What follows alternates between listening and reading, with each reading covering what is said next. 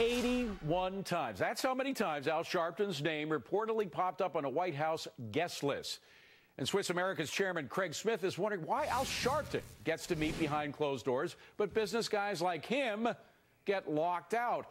Craig, I got to be honest, I think the answer is easy. I think he much more easily identifies with the Al Sharptons of the world than he does with the Craig Smiths of the world.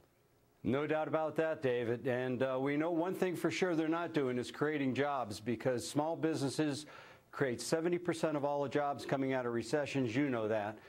And I suspect, actually, quite frankly, I was shocked to see that Al Sharpton even went to the White House, because after we elected an African-American president, quite frankly, David, I thought men like Sharpton and Jesse Jackson would be looking for jobs. Have you ever heard of a job being created in the private sector by Al Sharpton?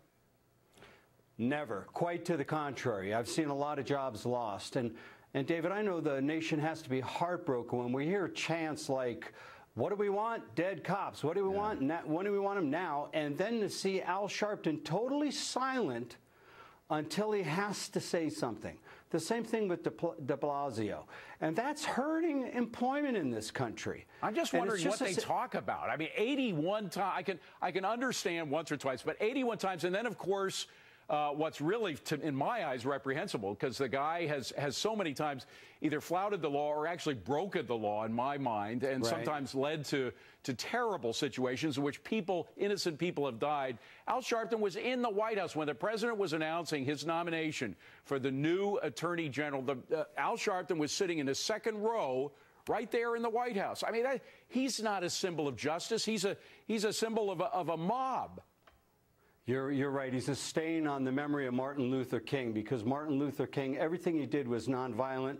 Everything that Al Sharpton does has a shred of violence. Now, I can speculate on what he may have been in there talking about, David. Maybe he was in there talking about getting a pardon on the $4.5 million worth of back taxes that he owes the federal and state governments. Maybe he was in there looking for a pardon for his 1993 conviction on failure to file his income taxes. Or maybe he was in there looking for a favor of how he's going to square the books away with some of his nonprofit organizations that have come under a lot of question. Right. We know one thing for sure. There's three musketeers: Eric Holder, Barack Obama, and Al Sharpton. Well, I hate to say this, David, but I said this in an editorial. They've done more to set back race relations in this nation than any other group I've ever seen in the White House. Even beyond that, though, Craig, the fact is our country, our free market system relies on the rule of law and property rights, things that Al Sharpton has shown no signs of defending. In fact, sometimes he's trying to break down some of those laws. You're absolutely right, David. Remember, people have a short memory. Freddie's Fashion Mart. I mean, they destroyed that business, a going, solid business. They destroyed it. They destroyed people's lives in Tawana Brawley's case, in the Duke lacrosse case. There's never been anything created by Al Sharpton other than commotion, chaos, and separation.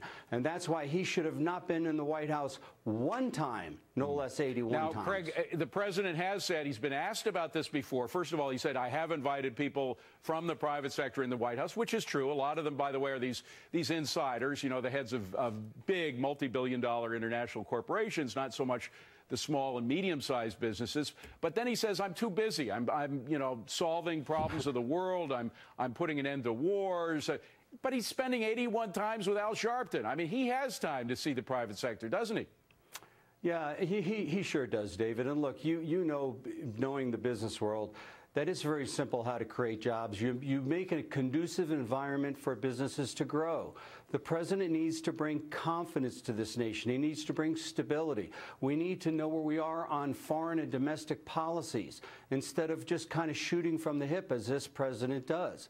And so this president has turned a deaf ear to business. He's turned a deaf ear to the private sector. And I'm just literally holding my breath, David, for 2 more years. We've got great plans. Our business is getting ready to expand huge come 2016 once we know where this nation is headed. Well, that's good news. And I think the private sector is ready to take off. It's just such a shame that it's had to be held back for so long. Craig Smith, Swiss America Trading Corp. Chairman, good to see you. Thank you very much, Craig. Good to see you, David. Well, investors...